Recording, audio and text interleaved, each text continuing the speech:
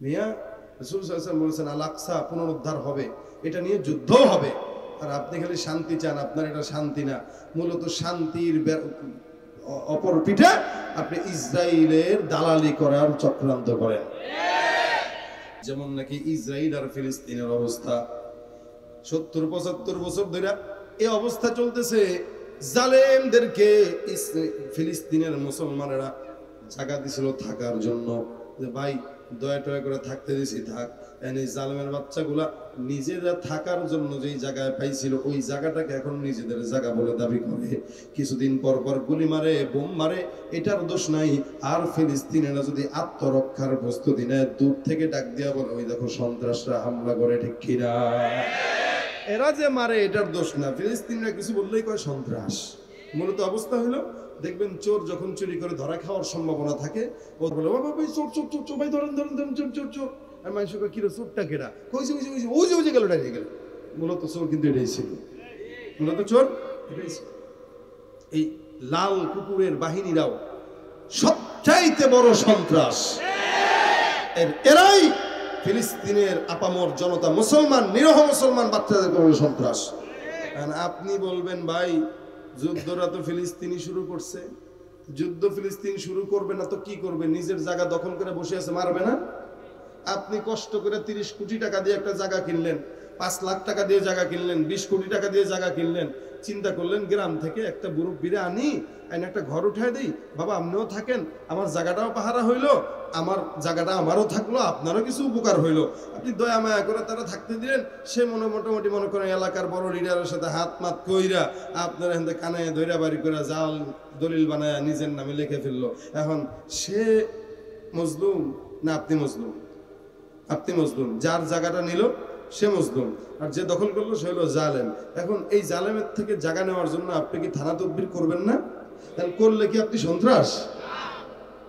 যে কোনো সময় করতে পারেন আপনি জায়গা দখলের জন্য, আবার নিজস্ব প্রয়োজনে আপনার নিজের আত্মীয় স্বজনদেরকে লাঠি মাঠি নিয়ে এসে তারা পিডা এখান থেকে তাড়ানোর ক্ষমতাও আপনার আছে, হক আছে আপনার, কারণ আপনার জায়গা সে দখল করছে। ঠিক তেমনি ভাবে এই সমস্ত লাল চামড়ার কুকুরের বাহিনীরা এই ফিলিস্তিনের মাটি দখল করে, আর ফিলিস্তিনি কিছু বললে কয় এরা সন্ত্রাস। মূলত সবচেয়ে বর্তমানে বিশ্বের ভিতরে টপ লেভেলের সন্ত্রাস হলো এই ইসরায়েলের বাহিনী। আমাদের বাংলাদেশের কিছু মুসলমান জ্ঞান পাপী আছে, এরা এই সময় বলে কি দরকার ছিল ফিলিস্তিনদের একটা খোঁচা মারা, কি দরকার ছিল, ভালোই তো ছিল, সুখেই তো ছিল। মিয়া রাসূল সাল্লাল্লাহু আলাইহি ওয়াসাল্লাম বলেছেন আল আকসা পুনরুদ্ধার হবে, এটা নিয়ে যুদ্ধ হবে। আর আপনি খালি শান্তি চান, আপনার এটা শান্তি না, মূলত শান্তির অপর পিঠে আপনি ইসরায়েলের দালালি করার চক্রান্ত করেন। এই হলো অবস্থা। মুসলিম জালেম উভয়ই জাহান্নামী হবে কখন? যখন উভয়ের ভিতরে আক্রোশ থাকবে। তো সাহাবা বলে কি বলবো, তুমি প্রতিরক্ষা করবা, কিন্তু তাকে মারার মতো দিলে খেয়াল রাখবা না। যদি দিলে খেয়াল রাখো আমিও তোরা মারবো, তাহলে তুমিও জাহান্নামী। তুমি খেয়াল রাখবা যে ভাই সর্বোত্তম আখলাক হলে ভাই তোরা মাফ করে দিলাম, এরপরে যদি না পারো তাহলে প্রতিরক্ষা করবা। এছাড়া তাহলে আদম পয়গম্বরের সন্তানের দিকে তাকাও, একজন একজনে বলে লা ইমবাসাত্তা ইলাইয়া ইয়াদাকা লিতাকতুলানি মা আনা বিবাসিতি ইয়াদিয়া ইলাইকা লিয়াকতুলাক ইন্নী আখাফুল্লাহা রাব্বাল আলামিন। হাবিল আর কাবিলের মারামারির ঘটনা জানেন তো আপনারা? জমিনে সর্বপ্রথম মারামারি, একটারে মারে, আরেকটা ডাক দিয়া বলে ভাই আমি চুপ, কেন তুমি আমার পাথর দিয়ে আঘাত করো, আমি যে পারি না তা না, আমারও গায়ের মধ্যে শক্তি আছে, আমি চাইলেই তোমারে মারতে পারি কিন্তু মারবো না। লা ইমবাসাত্তা ইলাইয়া ইয়াদাকা লিতাকতুলানি, তুমি যদি তোমার হাতকে আমাকে হত্যা করার জন্য প্রসারিত করে দাও, কিন্তু আমি আমার হাতকে প্রসারিত করব না। কেন? ইন্নী আখাফুল্লাহা রাব্বাল আলামিন, নিশ্চয় আমি আল্লাহকে ভয় পাই, তুমি আমাকে মারার কারণে আমি মাজলুম হয়ে যাব, আর আল্লাহ পাক কবরে যাওয়ার সঙ্গে সঙ্গে বিনা হিসেবে জান্নাত দান করে দিবে। ভাইরা আমার দেখেন, এই জন্য ইনসাফ রক্ষা করা দরকার। জমিনের মধ্যে কোনো হত্যাকারী ব্যক্তি যদি কাউরে হত্যা করে, আর আইন যদি থাকে হত্যা করলে তার আইন, তার শাস্তি হলো হত্যা, তাহলে যাকে হত্যা করবে সে প্রতিরক্ষা করবে, কিন্তু মারার জন্য চক্রান্ত করবে না, কারণ জানে আমি তাকে যদি মারি, আমি যদি বেঁচেও যাই কিন্তু আমি বাঁচতে পারবো না, আবার মরতে হবে। এই কারণে আল্লাহ পাক রব্বুল আলামিনের হাবিব বলেন, বান্দারা নিজেদের ভিতরে ইনসাফ ঢোকাও। আল্লাহ পাক আমি পয়গম্বরকে ইনসাফ ওয়ালা নবী বানাইছেন। সুবহানাল্লাহ। রাসূল করিম সাল্লাল্লাহু আলাইহি ওয়াসাল্লাম সাহাবারা ইনসাফ করতেন। দেখেন হযরত আলী রাদিয়াল্লাহু তাআলা আনহু রাসূল সাল্লাল্লাহু আলাইহি ওয়াসাল্লামের কয় নম্বর খলিফা? বলে 4 নম্বর। হযরত আলী রাদিয়াল্লাহু তাআলা আনহু ওনার একটা পানির পাত্র হারায় গেছে, খুঁজে পায় না। হঠাৎ করে তাকায় দেখে একজন ইহুদির হাতে ওনার পানির পাত্র। আলী রাদিয়াল্লাহু তাআলা আনহু ইহুদিকে ডাক দিয়ে বলে, এটা তো আমার। ইহুদি বলে, না না, এটা আমার জিনিস, তোমার এটার দলিল কি? আলী বলেন, কোনো দলিল নাই, দলিল ছাড়া এটা আমার। দুইজনের মধ্যে দ্বন্দ্ব। দেখেন, খুব বুঝবেন, ওই সময় আলী রাদিয়াল্লাহু তাআলা আনহু তখনকার বাদশা আমিরুল মুমিনিন। আমিরুল মুমিনের সঙ্গে একজন ইহুদির তর্কতর্কি হচ্ছে, ঝগড়া হচ্ছে, কি নিয়ে? একটা পাত্র নিয়ে। আলী বলেন, ঠিক আছে, চলো কাজীর কাছে যাই বিচারের জন্য। কাজীর কাছে গেলেন বিচারের জন্য, বিচার পাওয়ার জন্য। বলেন তো সরকারটাকে? হযরত আলী। সরকার যদি আলী, তাহলে বিচারপতিটাও কার? বলে সরকারের। সাধারণভাবে হিসাব হলো এই সরকারের অধীনে যে বিচারপতি থাকবে সে তো সরকারের দিকেই রায় দিবে, কিন্তু না না, ইসলাম বলে সরকার যেই হোক না কেন ইনসাফ রক্ষা করে প্রত্যেকটা বিচারকের বিচার করা আদেশ কার? আল্লাহ পাক রব্বুল আলামিনের পয়গম্বরের সাহাবী আলী রাদিয়াল্লাহু তাআলা আনহু বিচারকের কাছে গেলেন। বিচারক দুইজনকে দাঁড় করাইলেন, এদিক দিয়ে একজন, ওদিক দিয়ে আরেকজন। এদিক দিয়ে আলী, ওদিক দিয়ে ইহুদি। বিচারক কয়, এই এটা বলে চুরি করছস তুই? এই মালিক বলল। ইহুদি ডাক দেয়া করে, দেখছে কি? সাক্ষী কই? আলী রাদিয়াল্লাহু তাআলা আনহু বলেন, কোনো সাক্ষী নাই। বিচারক বলে, হযরত আপনি চুপ থাকবেন, বলো এটা তোমার নাকি? বলে, হ্যাঁ এটা আমার। কেমনে তোমার? বলে, এটা আমার দখলে আছে, যার কারণে এটা আমার। আলীকে ডাক দেয়া বলতেছেন, হুজুর এবার আপনি বলেন এটা কার? হুজুর বলেন, এটা আমার। প্রমাণ কি? বলে, কোনো প্রমাণ নাই। তাহলে আপনি কেমনে জানেন এটা আপনার? একই জিনিস তো বাজারে দুইটাও থাকতে পারে। আলী বলেন, আরে না, এটা আমারই, এটা চুরি করছে নিশ্চিত, আমি সত্যবাদী বললাম। এখানে বিচারকের মনে করা দরকার ছিল একজন আমিরুল মুমিনিন আলী রাদিয়াল্লাহু তাআলার মতো লোক মিথ্যা বলতে পারে না, ঠিক কিনা? কিন্তু জীবনে ইসলামের মধ্যে আল্লাহ পাক রব্বুল আলামিন প্রত্যেকটা জীবন বিধানে বান্দাকে দিয়ে দিয়েছেন। যখন কোনো বান্দা কারো ব্যাপারে আবদার করবে, কোন বান্দা কারো ব্যাপারে কোনো দাবি করবে, ওই দাবির বিপরীতে সাক্ষী প্রমাণ করার কথা বলেছেন আল্লাহ। বিচারক ডাক দেয়া বলেন, আলী বুঝলাম এটা আপনার, কিন্তু সে যে চুরি করছে এটার কোনো সাক্ষী আছে? বলে, না। যেহেতু আপনি সাক্ষী দিতে পারেন নাই, রায়টা কিন্তু আমি আপনার পক্ষে দিতে পারতেছি না। প্রমাণ দিতেই না আমি তারে বলতে পারতাম তুমি চুরি করছো, যে সাক্ষী আছে, সাক্ষী তো নাই। আর সে যেহেতু এখন মালিক, মালটা তার হাতে, তার তো আর দলিল লাগবে না, কারণ জিনিস তো তার কবজায়। এই অনুযায়ী ইহুদি জিতে গেল, আলী রাদিয়াল্লাহু তাআলা আপনি ঠকে গেলেন। এটা যদি আমাদের দেশের হইতো, কি হইতো এটা আল্লাহ মাহবুব জানে। বর্তমান সময়ের কোন এলাকায় কোন যদি এটা ঘটতো, কি যে হইতো এটা আল্লাহ জানে। আলী রাদিয়াল্লাহু তাআলা বললেন ওখান থেকে নেমে বিচারককে, হ্যাঁ বিচারক, তুমি যে বিচারটা আজকে করছো, আলহামদুলিল্লাহ এই বিচারটা রাসূলের সুন্নাহ অনুযায়ী হয়েছে, আলহামদুলিল্লাহ। সুবহানাল্লাহ কয় না? আলী বলতেছেন, তুমি যে বিচারটা করেছো এই বিচারটা রাসূলের সুন্নাহ অনুযায়ী হয়েছে, সুতরাং আমি তোমার উপরে পরিপূর্ণ সন্তুষ্ট। আল্লাহু আকবার। দেখেন ইসলামী খেলাফত কতটা গুরুত্বপূর্ণ জিনিস, ইসলামী আইন কতটা গুরুত্বপূর্ণ জিনিস। একটা খেলাফতের বিরুদ্ধে চলে যাওয়ার পরেও খেলাফতের খলিফা বলতেছে, ভাই আমি খুশি হয়েছি যে তুমি আমার দিকে তাকাও নাই, ইসলামের আইনের দিকে তাকিয়েছো। ইহুদি এটা দেখছে কি দেখে নাই? ইহুদি এবার ডাক দিয়ে বলতেছে, এটা কি হইল? বলে, কি? শুনেন শুনেন, আপনারা সবাই শুনেন। আসলেই আমি যে পাত্রটা আমার হাতে নিয়ে রাখছি এটা আমার পাত্র না, এটা আমি চুরি করছি আলীর ঘর থেকে। সবাই শুনেন, চুরি করার পরে আমি এই জায়গায় আসছি বিচার নেওয়ার জন্য। আমি দেখছি যে বিচারটা কি হয়। আমি অবাক হয়ে গেলাম, একজন খলিফার নিযুক্ত করা বিচারক সে সরাসরি খলিফার বিরুদ্ধে আইন পাশ করলো। যেই খেলাফত এত সুন্দর, যে বিচারক এত সুন্দর, যে খলিফা এত সুন্দর, আল্লাহর কসম ওই ইসলাম কোনোদিন অসৌন্দর্য হতে পারে না। আমি তোমাদের সবাইকে সাক্ষী রেখে বললাম, আমি নিজে কালেমা পড়ে মুসলমান হয়ে গেলাম। এক ঘটনায় ইহুদি কালেমা পড়ে মুসলমান হয়ে গেছে, শুধুমাত্র ইনসাফের কারণে। আবার দেখেন হযরত ওমর রাদিয়াল্লাহু তাআলা আনহু কেমন জালিলুল কদর সাহাবী। উনি এমন সাহাবী ছিলেন, হযরত ওমর ফারুকের কাছে দুইজন ব্যক্তি, একজন ব্যক্তি আরেকজন ব্যক্তির সঙ্গে মুসলমান একজন, আরেকজন ইহুদি, দুইজন মিলে ঝগড়া লাগছে। তাদের যে কোনো একটা বিষয় নিয়ে বিচার আচারের জন্য মুসলমান যেটা, এটা হলো বর্তমান সময়ের মুনাফিক মার্কা মুসলমানের মতো। এরকম মুসলমান সাহাবাদের জামানায় ছিল, নবীর জামানায় ছিল না? ছিল না? ছিল। মুনাফিক সব জায়গায় ছিল। রাসূল সাল্লাল্লাহু আলাইহি সাল্লামের কাছে গেলেন বিচারের জন্য। ইহুদি মুসলমান প্রথমে ইহুদিকে ডাক দেয়া বলে, এইটার বিচারের জন্য তোমাদের ইহুদির বিচারকের কাছে যাওয়া লাগবে। কিন্তু ইহুদি এটাতে রাজি না, কারণ ইহুদি জানে এরা মারাত্মক খারাপ জাত। একমাত্র ভালো বিচার যদি পাওয়া যায় সেটা মুহাম্মাদের কাছেই পাওয়া যাবে। সুবহানাল্লাহ। দেখেন, এরা নবীকে মানতো না, কিন্তু এটা বুঝতো যে রাসূলের মতো ভালো মানুষ দুনিয়াতে আর নাই। এটা মানতো, 100% মানতো।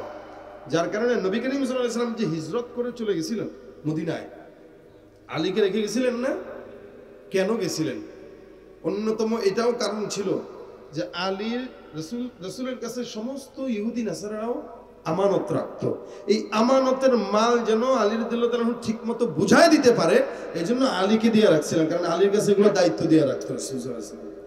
দেখেন, নবী চাইলে তো এগুলো নিয়ে যেতে পারতো, আবার ইহুদিরাও চাইলে পারতো, হারে মুহাম্মদ গেছে গা, এখন কি হবে আমাদের? কিন্তু এদের বিশ্বাস ছিল মুহাম্মদ গেলেও আমাদের মালের এক বিন্দু পরিমাণ ক্ষতি হবে না।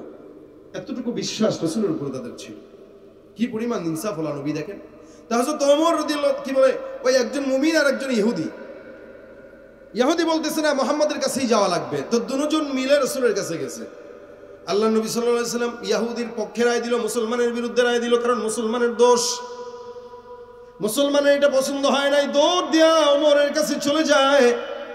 ওমরকে ডাক দিয়া বলে, আমিরুল মুমিনিন ওমর রাদিয়াল্লাহু তাআলা আনহু, আপনার কাছে একটা বিচার নিয়ে আসলাম। এই ইহুদিটা আমার সঙ্গে এরকম 2 নম্বরে কাজ করছে। ওমর, আপনাকে বড় বিচক্ষণ মনে হয়, আপনি এটার বিচার একটু করেন। দেখবেন মুনাফিক যেগুলা, এগুলা সমস্ত বলদ সরদের কাছে যায় ডাক দেয়া, বাইরে তোমার তো অনেক বিচক্ষণ লাগে, এই জিনিসটা তোমার দ্বারাই হবে, এটা করে। যেগুলো বোকা শোকা, এগুলা আরে আমারে পাম দিতেছে, তা আমি একটু তার সাথে একটু ভাও দিয়া চলি। কিন্তু এরা বিচক্ষণদের সাথে পারে না। সে মনে করছে ওমরকে মনে হয় পাম একটা দিয়া গোলায় ফেলবে। তোমারকে বলতেছেন, আমি জানি তো আপনি খুব বিচক্ষণ, আমি এই বিচারটা আপনার কাছে নিয়ে আসলাম, আপনি করেন। এবার ইহুদি বলে, এই হুজুর, এরা জিজ্ঞাসা করেন এই বিচারটা আগে কার কাছে গেছে? এই বিচারটা নিয়ে আগে মুহাম্মদ রাসূলুল্লাহর কাছে গেছিলাম। সে রাসূলের বিচার, রাসূল তার পক্ষে রায় দেয় নাই, আমার পক্ষে রায় দিছে। আমি ইহুদি, আমার পক্ষে নবী রায় দিছে, তার বিরুদ্ধে রায় দিছে, কিন্তু সে নবীর এই রায় না মেনে আবার আপনার কাছে আসছে। এটাও একটু বলে দিলাম আপনাকে। ওমর বলে, কি এটা কি সত্য? বলে, হ্যাঁ, মুহাম্মদ রাসূলুল্লাহ বিচার করছে ঠিক, কিন্তু আমার কাছে মনে হলো আপনি ভালো বিচার করতে পারবেন। চিন্তা করছেন সে কত মায়া, তার দিলে কত ওমরের প্রতি মায়া, সে মায়া দেখাইতে আসছে যে নবীর বিচার আপনি ভালো। ওমর বলেন, ঠিক আছে, আমি বিচার করব, একদম হক হালালি ভাবে যে বিচারটা করা দরকার আমি সেটাই করব। জানেন আপনারা সবাই যে ওমরের রাগ কি ছিল? তো হযরত ওমর ফারুক ঘরে গেলেন, তরবারিটা খুলে আইনে বলতেছেন, বিচার তো করা লাগে। এখন ইহুদি তো ভয় পেয়ে গেছে, কি জানি আবার আমারে মারে কিনা। মুসলমান কয়, এবার আজকে তোরে খাইছে, রাসূলের থেকে আবার তুই এখানে আসছিস, তোরে খাইছে। ও মুনাফিক মনে করছে তারা কিছু বলবে না, কিন্তু ওমর রাদিয়াল্লাহু তাআলা আনহু বলে, তরবারিটা এভাবে ধরেন আর বলতেছেন, যার রাসূলের বিচার পছন্দ হয় না, তরবারির দিকে তাকায় তাকায়, যার রাসূলের বিচার পছন্দ হয় না, কিরে তার বিচার কি হওয়া দরকার তুই একটু দেখায় দে। রাসূল সাল্লাল্লাহু আলাইহি ওয়াসাল্লামের বিচার পছন্দ হয় না, ওমরের কাছে আসছে। ওমর রাদিয়াল্লাহু তাআলা কথাবার্তা ছাড়া একটা আঘাত দিয়া গর্দান বেহদ থেকে আলাদা করে দিয়ে দিয়েছিল। যা, এটা তোর অভ্যাস, এটা তোর শাস্তি, এটাই তোর বিচার। ইহুদি থরথর করে কাঁপে, কি করলেন হুজুর এটা? ওমর বলেন, রাসূল সাল্লাল্লাহু আলাইহি ওয়াসাল্লামের বিচার যার পছন্দ হয় না, তার বিচার তো মৃত্যু ছাড়া অন্য কোনো কিছু হতে পারে না। এদেশে আল্লাহর নবীর আইন যার পছন্দ হয় না, তারাও এদেশে থাকার যোগ্যতা রাখে না। নবীর আইন যার পছন্দ হবে না, সে কিসের মুসলমান? নবীর আইন যার পছন্দ হবে না, সে কিসের ইমানদার দাবি করে? সে তো এই জমিনে, আল্লাহর জমিনে থাকার রায় তার নাই। আল্লাহর জমিনে থাকার কোনো রাইট তার হতে পারে না। আল্লাহর জমিনে থাকবো, আল্লাহর খাবো, আল্লাহর পড়বো, আর উল্টা পাল্টা কাজ করব, গোলামি করব তাগুতের, এটা মুসলমানের কাজ না, এটা ইহুদিরা ছাড়া দালালদের কাজ। রাসূল সাল্লাল্লাহু আলাইহি ওয়াসাল্লাম আল্লাহু আকবার হুশিয়ার সাবধান, ভেঙে দাও দিয়ে দাও, আল্লাহু আকবার। এটা হচ্ছে ইনসাফ ভাই। বিচার যদি আমার বাপের বিরুদ্ধেও যায়, এরপরেও আমার করতে হবে, এটা ইনসাফ। এটা কি? রাসূল সাল্লাল্লাহু আলাইহি ওয়াসাল্লাম কুরাইশ বংশের এক নারী একবার চুরি করছে, মাখজুম গোত্রের। তো চুরি করার পরে রাসূল রায় দিয়েছেন যে এটার শাস্তি হবে, হাত কাটা হবে।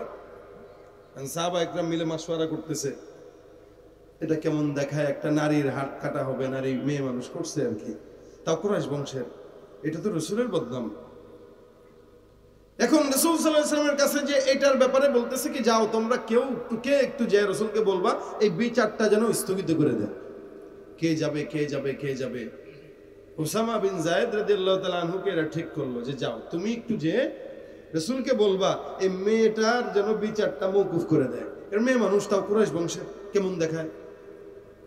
রাসূল সাল্লাল্লাহু আলাইহি ওয়াসাল্লামের কাছে যাওয়া হইল যে হুজুর, উসামা বিন যায়েদ যা বলতেছেন, ইয়া রাসূলুল্লাহ আপনি একটু দয়া করে এই মেয়েটার বিচারটাকে মওকুফ করে দেন না, কারণ এই মেয়েটা কুরাইশ বংশের, মখজুমি গোত্রের, কেমন খারাপ দেখায়। রাসূল সাল্লাল্লাহু আলাইহি ওয়াসাল্লামের জবাব শুনেন। নবী বলেন, উসামা বিন যায়েদ আসছো মোহাব্বত নিয়ে, মনে রাখবা আমি নবীর মেয়ে ফাতেমা, যাকে আল্লাহ পাক জান্নাতের সর্দারনি বানাইছেন, এই ফাতেমাও যদি চুরি করত আমি নবী তার হাত কেটে দিতাম। সুবহানাল্লাহ। সেখানে কুরাইশ বংশের একটা কোন মেয়ে চুরি করছে আর তার জন্য আমি ইসলামের আইনকে উল্টায় দেব? এটা হতে পারে? মেয়ে ফাতেমাও যদি হতো তাও আমি তার হাত কাটতাম। এই জন্য আল্লাহ পাক বিধান করছেন, সারিকু ওয়াস-সারিকাতু ফাকতাউ আইদিয়াহুমা জাযাআন বিমা কাসাবা নাকালাম মিনাল্লাহ। ওয়াস-সারিকু ওয়াস-সারিকাতু ফাকতাউ আইদিয়াহুমা, চোর এবং চূর্ণী, চোর এবং চূর্ণী গ্রামের ভাষা না, গ্রামগঞ্জে বলে এই চূর্ণীর ঘরের চূর্ণী। আগেকালে বলতো মহিলারা রান্না করতে আইসা দেখা যায় আসল তলে মরিচ একটু গোস্তর টুকরা নিয়ে যেত, আর দেখছো নি কেমন চূর্ণী। চোর, সে চোর হোক অথবা চূর্ণী হোক, আল্লাহ পাকের বিধান হলো যদি চুরি করে তাহলে হাত কাটা যাবে। কি যাবে?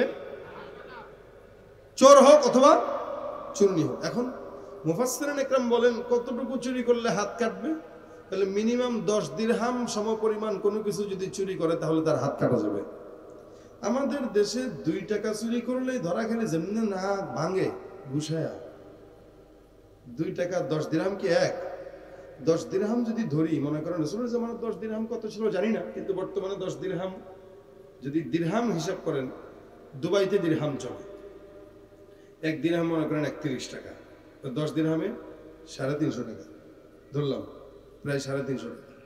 তো 350 টাকার মাল চুরি করলেই না তখন হাত কাটবেন। এরপরেও এটার ব্যাখ্যা আছে, আমি ওদিকে গেলাম না। মিনিমাম 10 দিরহাম, 10 দিরহাম চুরি করলে হাত কাটা যাবে। কিন্তু আফসোসের বিষয় এটা, আপনারা কষ্ট নিয়েন না, রাগ করেন না, আফসোসের বিষয় এটা, আমাদের দেশে 5 টাকা চুরি করলেও চোরকে মারতে মারতে মারতে মারতে মারতে মারতে আধা মরা বানায় দিয়ে রাস্তা ফেলা রাখে। এদিক দিয়ে রক্ত বেরোয়, এদিক দিয়ে বেরোয়, এদিক দিয়ে বেরোয়, শেষ। কিন্তু এই সমাজে জনগণের টাকা, কোটি কোটি টাকা চুরি করে বিদেশে যায় বাড়ি করার মতো চোরের অভাব নাই। এদেরকে দেখলে আপনারা আসসালামু আলাইকুম কথা কয় না? ওই চোরের মাইরা থতনা ভেঙে দিলেন আর এই চোরের সালাম দেন, তা আপনার কপালে দুর্ভোগ আসবে না তো কার কপালে আসবে? এক চোরকে 2 টাকার জন্য মারলেন, আরেক চোরকে লক্ষ টাকা চুরি করা জানার পরও সালাম দিলেন কেন? ওই চোর কি আপনার পার্সেন্টেজ দেয়? তো সালাম দিয়েছেন কেন আপনি? আজকে দেশের সবকিছুর দাম ঊর্ধ্বগতিতে বাড়তেছে আর বাড়তেছে। কেন বাড়ছে? এই সিন্ডিকেট গুলো আমার দেশের টাকা চুরি করে অমুক জায়গায় বাড়ি করে, তমুক জায়গায় বাড়ি করে, আর এদেরকে আপনারা সালাম দেন বিদায়, তার চাইতে বড় চোর হচ্ছে দিন। আপনাদের সালাম পাওয়ার কারণে বড় এরা চোর চুরি বাড়াই দিচ্ছে। আপনারা যদি সালাম না দিতেন, দেখলে যদি বলতেন চোর, কথা কয় না? আমি শুধু নেতাদের কথা বলছি না, অসৎ ব্যবসায়ী যারা আলুকে মজুদ রেখে 25 টাকা 20 টাকার জিনিস 70 টাকা বানায়, ডিম যেটা মুরগি পালে টাকা ছাড়া, ওইটার কেজি না, সরি, হালি কত? তো খাবেন কি? মরিচের দাম 400 চলে যায়, 1000 চলে যায়, গরুর গোস্ত, গরিব মানুষ খাবে কি? দেখবে আর তাকাবে আর লোল ফেলাবে। এটা করছে কারা? সিন্ডিকেট ব্যবসায়ী যারা, তারা। আজকে তাদের বিরুদ্ধে আওয়াজ দেন না, আর গুলিস্তানের 2 টাকার পকেট মার্কে দেখলে মার মার মার আওয়াজ দেন। আপনি সবচাইতে বড় চোর। যদি এই দেশে চোরদের ব্যাপারে এই আইন থাকতো, কেউ চুরি করবে তো হাত কাটা হবে, তাহলে প্রথমবার চুরি করবো তো 1 হাত, তারপরে চুরি করবো তো 1 পা, তারপরে চুরি করবো তো আরেক হাত, তারপরে চুরি করবো তো আরেক পা। এদেশের শিল্পপতি আর বড় বড় গার্মেন্টসের মালিকদের পা আর হাত থাকতো না, হুইল চেয়ারে বসে হাঁটা লাগতো না, যে আইন থাকতো। হাত 2টা কাটলে পাও 2টা কাটলে থাকতো কি খালি বডি? জনগণ দেখলেও বুঝতো যে এটা গার্মেন্টসের মালিক হইলে ওটা চোর, চুরির কারণে এটার হাত পা নাই। কথাগুলো কি রাগ করতেছেন? এতগুলা মিডিয়ার সামনে আমি সত্য কথা এমনি বলে দিলাম, ঠিক হইল? হ্যাঁ, আমার তো হুঁশও নাই। দেখেন, এদেশে অসংখ্য মানুষ জনগণের সম্পদ চুরি করে খায়।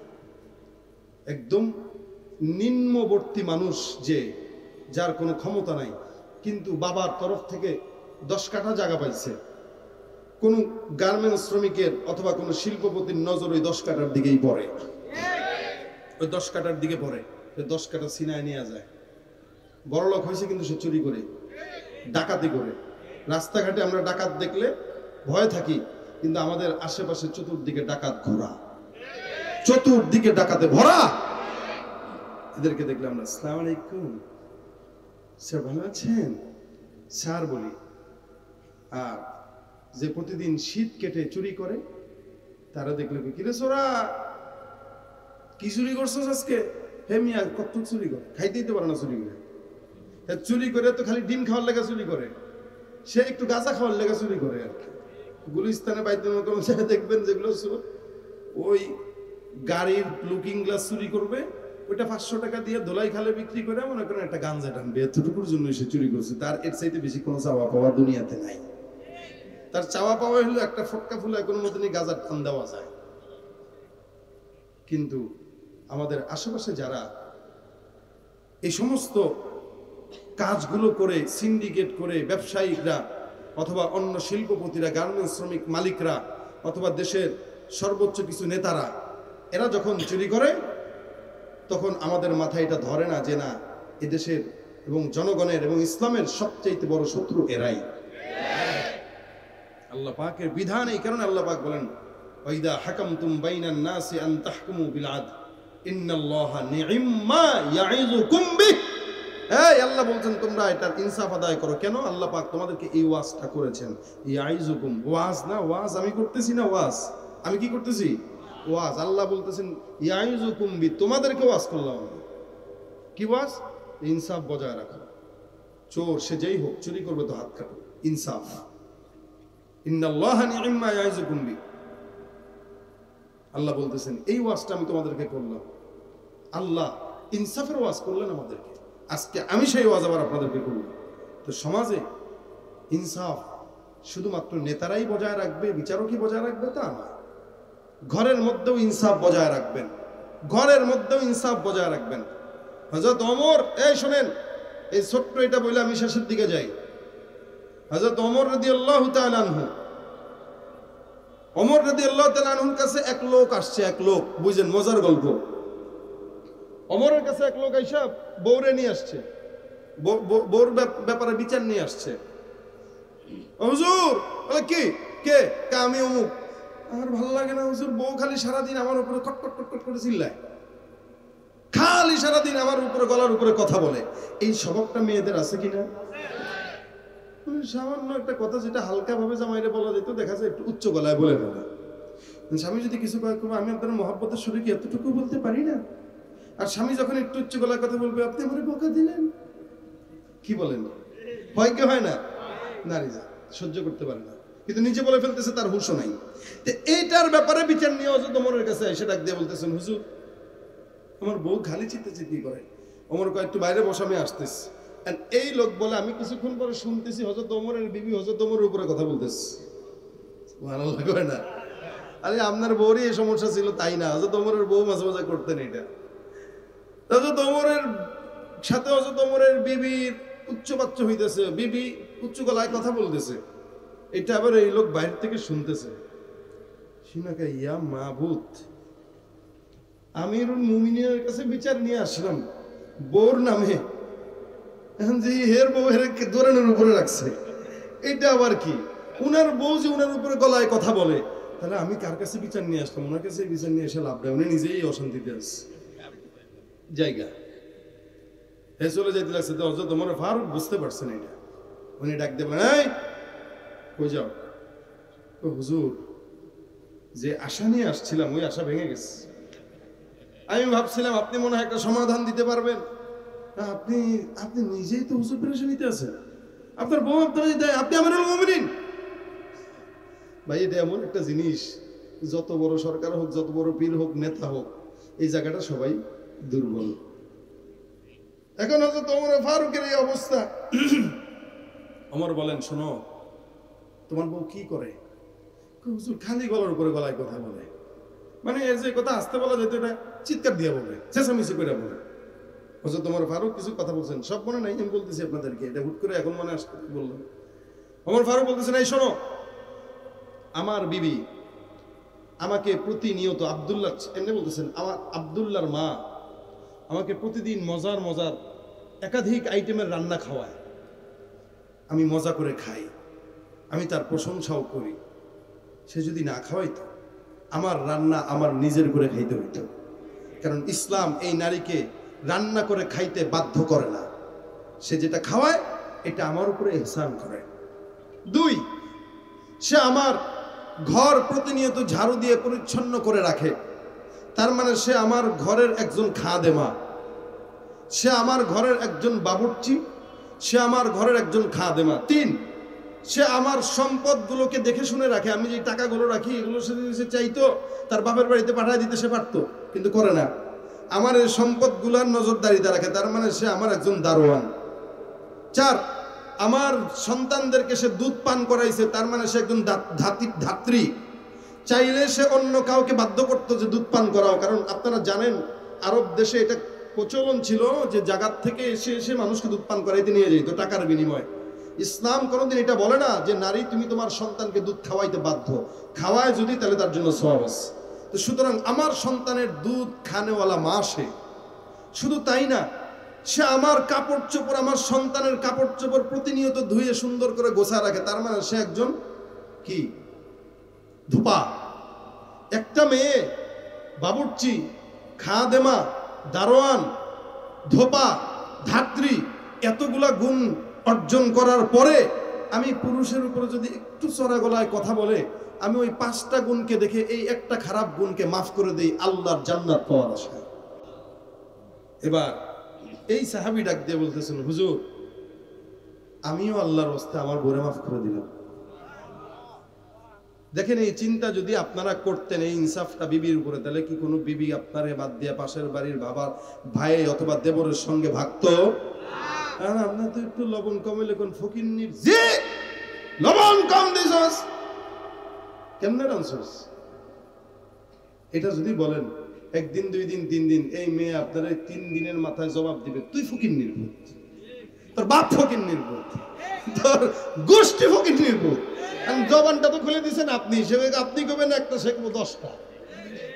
জবান তো খুলছেন আপনি, আপনি পরে কোন যে আপনার আমার বউ খারাপ, আপনি খারাপ হইতে দিলেন কেন? কেন দিলেন আপনি? আপনি তো বই পালতে পারেন না, আমি বিয়ে করতে বলছে কেডা? বউ যদি রান্না করে খানা যদি খারাপ হয় বলবেন বাহ মাশাআল্লাহ কি সুন্দর রান্না, এই খাবারটা কি বউ খাবে না? এই খাবারটা বউ খাবে না? খাবে। তা বউ যখন খেয়ে দেখবে কিরি কোনো ছাই হয়েছে না, মুখে দেওয়া যায় না পাতে দেওয়া যায়, আমার স্বামী এত প্রশংসা কেমনে করলো? এখন স্বামীরে ফোন দিয়ে ভয়ে ভয়ে ওগো জান বলবে না তুমি কি খাইছো দুপুরে? তুমি যা দিছো মজার খাবার। ইন্না লিল্লাহ, কি বলে এটা কোনো খাবার পাতে দেওয়া যায় না? লবণ হয়েছে না, ঝাল হয়েছে না, কিচ্ছু হয়েছে, কিছুই তো হয় না, এটা কেমনে খাইলা তুমি? শোনো, এই যে সারা বছর খাওয়াইতেছো, একদিন তো একটু এদিক সেদিক হইতেই পারে। আমার কাছে তোমার এই একটু ভুল রান্নাটা আমার কাছে মনে হইতেছে অন্য দিনের চেয়ে বেশি মজা হচ্ছে। এতটুকু কথা যদি বলেন বউ খুব আল্লাহ আমার কি স্বামী দিছো এটা, আমি আমার স্বামী আজকে বাসায় আসুক, আজকে 5-7টা আইটেম রান্না করে রাখবো, আমার স্বামী যতটুকু মন চায় খাবে, মহব্বত বাড়বে না কমবে? বাদাইম্মা পুরুষ বউ পালতে পারে না বিয়ে করে, পরে দেয় বউর দোষ, আর কয়দিন পর পর বউরে নিয়ে কাজিরে ডাকে, বিচারকরে ডাকে, মা বাবার কাছে যায়, শ্বশুর বাড়িতে যায়, 1 দিন 2 দিন 3 দিন ঝগড়াঝাটি দিয়ে কি আর সম্পর্ক ঠিক আছে? পরে এ যায় এর কলিগের সাথে, ও যায় ওর কলিগের সাথে। ইনসাফ নাই তো, বুঝেই তো না বউরে পালবে কিভাবে। এই কারণে বিবির অসংখ্য খারাপ গুণ থাকতে পারে, আপনি খালি এটা মাথায় রাখবেন যে সে আমাকে, হযরত ওমর এটাও বলছিলেন যে তার কারণে আমি গুনাহ থেকে বাঁচতে পারি, কারণ যখনই আমার যৌবিক চাহিদা হয় সে আমারটা পূর্ণ করে দেয়। সে যদি না থাকতো আমার গুনাহ করা লাগতো, তার কারণে আমি গুনাহ থেকে বাঁচতে পারি, ভিন্ন কোনো নারীর দিকে আমি নজর দেই না। এত কিছু যার ভিতরে আছে, এত গুণ, তাকে মাফ করব না কেন? এই জন্য আজকে থেকে নিয়ত করেন যাদের ঘরে বিবি আছে, বিবিদের রান্না যদি খারাপও হয় এটাকে মাফ করে দিবেন। বিবিরা যদি একটু উচ্চবাচ্য কথা বলে মাফ করে দিবেন। হ্যাঁ ইনশাল্লাহ করেন, মানে বউর উপরে এরা খুব বেজার, খুব রাগ। আরে পাবলিক এখন যদি কইতাম নারী এই করছে তাহলে কইতেন ঠিক, এটাও ঠিক, তুই ঠিক করছিস কেন?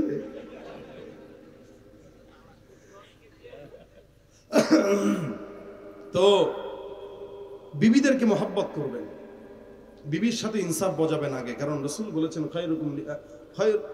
খায়রুকুম লিআহলিহি, তোমাদের ভিতরে উত্তম সে যে তার বিবির কাছে উত্তম, যে তার বউর কাছে ভালো সে সারা দুনিয়ায় ভালো, যে তার বউর কাছে খারাপ সে সারা দুনিয়ায় খারাপ। বিবির কাছে ভালো হন, সারা দুনিয়া তো আপনার পীরসাব মনে করে, সারা দুনিয়া আপনার অনেক ভালো মনে করে, কিন্তু বউর কাছে আপনার সারানার দাম নাই, আপনার কোনো দাম নাই আল্লাহর কাছে। কারণ আপনি সারা দুনিয়ার হক আদায় করছেন কিন্তু বউর হক আদায় করেন না, আপনি সারা দুনিয়ার মানুষকে খুশি করছেন কিন্তু বউরে খুশি করতে পারেন না। এই জন্য বিবিকে আগে সন্তুষ্ট রাখেন। ঘরের বিবি যদি ঠিক থাকে তো ঘর শান্তির দুনিয়া হয়ে যায়। কই এরকম মুরব্বীদের সংসারে তো কোনোদিন ঝামেলা হয় নাই, বউ চলে যায় না অন্য কোনো জায়গায়। বর্তমানে বাড়ছে কেন? যুবকদের কোনো ইনসাফ নাই, এদের সবরও নাই। বউ একটা অন্যায় করছে, এই যা যা, তুই না থাকলে কি হয়েছে রে?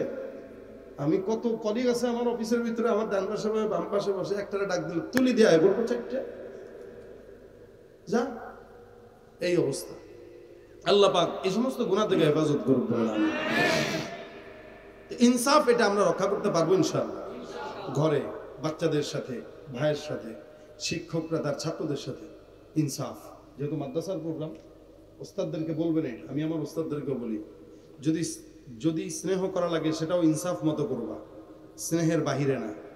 আর যদি পিটানো লাগে সেটাও ইনসাফ মতো। কয়টা বাড়ি দেওয়ার যোগ্যতা রাখে এই বাচ্চাটা পড়া পারে নাই, একটা বাড়ি দিলেই শাসনের নিয়তে। এটার পরে যদি বেশি দাও তাহলে ইনসাফ হইল না, এই বাচ্চা পড়ালেখা করবে না, পলাবে। ইনসাফ রক্ষা করো। পিটানোর ক্ষেত্রে ইনসাফ, আমি ওস্তাদদেরকে বলি ভাই পিটানোর ক্ষেত্রে ইনসাফ রক্ষা করো। আমি নিজেও এই ইনসাফটা রক্ষা করতে পারি না। কেমনে? আমি আবার খুব বেশি উদার। আমি ছাত্রদেরকে পড়াই, তো কিতাবখানার এইগুলারে আমি মারতে পারি না। আমি মারতে পারি না দেখে এরা আমার পড়ায় উল্টা পাল্টাও করে। তো অনেক সময় আমি কিরে বাবারা, তোদেরকে যে আমি আদর করে দেখে তোরা যে আমার পড়া ঠিক রাখোস না, তো আমি কি তোদেরকে মারলেই ঠিক আছিল? তো এগুলা হাসে।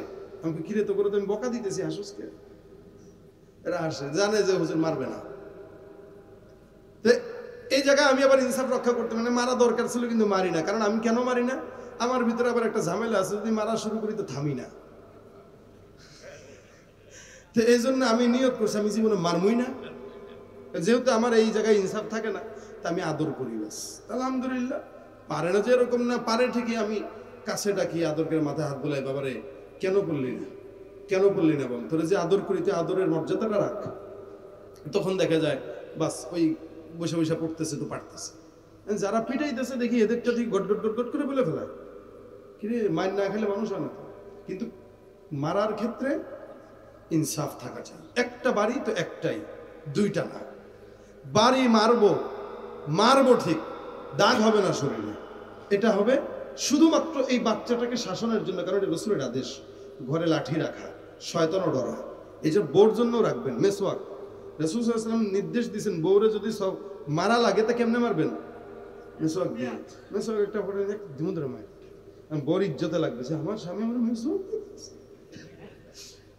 সে সোজা হয়ে গেছে। আপনি কেবল রাসূলের আদেশ, তোর আমি মেসওয়াক রাখছি তোর শাসনের জন্য না, ভয় দেখানোর জন্য। এটা দেখলে শয়তানও পালায়। ঘরে লাঠি রাখবেন ছেলে মেয়েদের জন্য। আমি তো আমার সন্তানদের গায়ে কখনোই হাত দেই না। তো উল্টা পাল্টা করলে আমাকে ব্যাত কিন্তু ঘরের মধ্যে আছে, বাইর করুন না। কেন রাখলাম? মারার জন্য না, রাসূলের সুন্নাহ অনুযায়ী। যে ব্যাতটা থাকলে শয়তানটা আসবে না। তো আপনারা ইনসাফ রক্ষা করবেন, ইনশাআল্লাহ ঘরে ঘরে শান্তি আসবে। রাসূলের হাদিস, আল্লাহ পাকের কোরআন।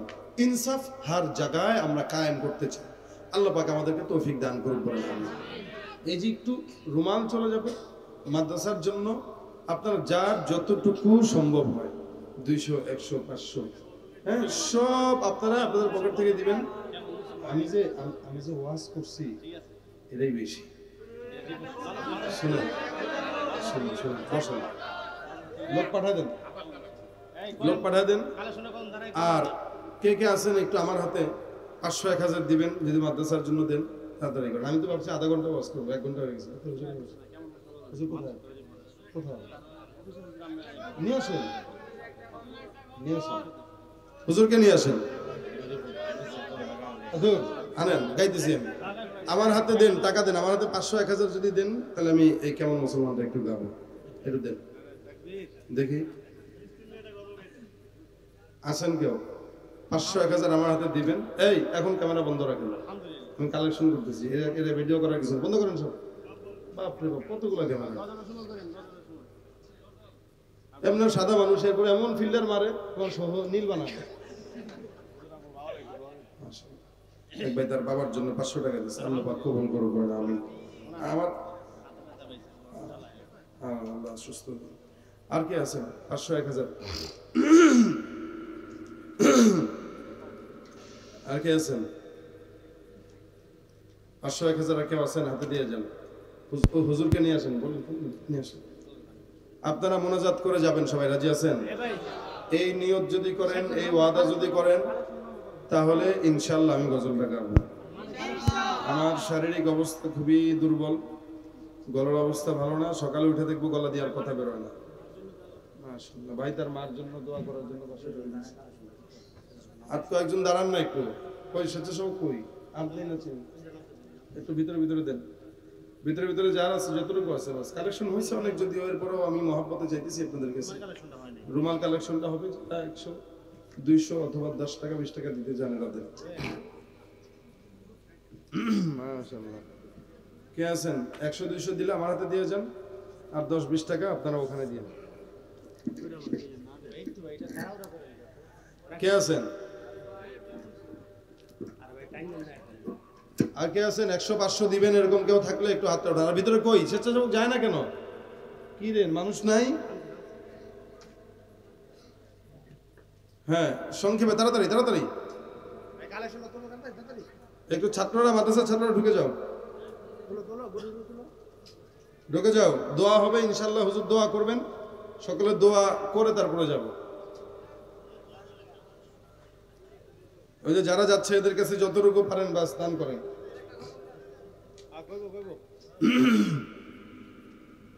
এই পাবলিক আমার লেগে জীবনে দোয়া করবে না, কোথায় এদেরকে গজল শুনে লাভ আছে? বাসায় যায় ঘুমাবে, কি দোয়া করেন? দোয়া করেন আল্লাহ যেন আমার সুস্থতা দান করেন। কেমন মুসলমান তুমি, কেমন মুসলমান, গাইতে পারবেন আমার সাথে? কেমন মুসলমান তুমি, কেমন মুসলমান, নামাজের সাথে নাই পরিচয়, মানো না কোরআন, নামাজের সাথে নাই পরিচয়, মানো না কোরআন। তুমি কেমন মুসলমান, তুমি কেমন মুসলমান, তুমি কেমন মুসলমান। তুমি রমজান এলে রাখো না রোজা, দিনকে করো আঘাত, পয়সা করির নেই তো অভাব, দাও না তো যাকাত। রমজান এলে রাখো না রোজা, দিনকে করো আঘাত, পয়সা করির নেই তো অভাব, দাও না তো যাকাত। তুমি ইমানদারির বড়াই করো, নেই তোমার ইমান, ইমানদারির বড়াই করো, নেই তোমার ইমান। তুমি কেমন মুসলমান, তুমি কেমন মুসলমান, নামাজের সাথে নাই পরিচয়, মানো না কোরআন, নামাজের সাথে নাই পরিচয়, মানো না কোরআন। তুমি কেমন মুসলমান, তুমি নবীর উম্মত দাবি করো, সুন্নাহ মানো না, নবীর অপমানে তোমার হৃদয় কাঁদে না। তুমি নবীর উম্মত দাবি করো, সুন্নাহ মানো না, নবীর অপমানে তোমার হৃদয় কাঁদে না। তুমি বিজাতীয় সংস্কৃতিতে সপেছ পরাণ, তুমি বিজাতীয় সংস্কৃতিতে সপেছ পরাণ। তুমি কেমন মুসলমান, তুমি কেমন মুসলমান, কেমন মুসলমান, তুমি কেমন মুসলমান, নামাজের সাথে নাই পরিচয়, মানো না কোরআন। তুমি কেমন মুসলমান। টাকা উঠানো হয়ে গেলে এখানে নিয়ে আসেন। আল্লাহ পাক আজকের মাহফিলকে কবুল করুক। হযরত আসছেন, মুনাজাত দিবে, তারপরে আপনারা সবাই ইনশাআল্লাহ যাবেন। আসসালামু আলাইকুম ওয়া রাহমাতুল্লাহ।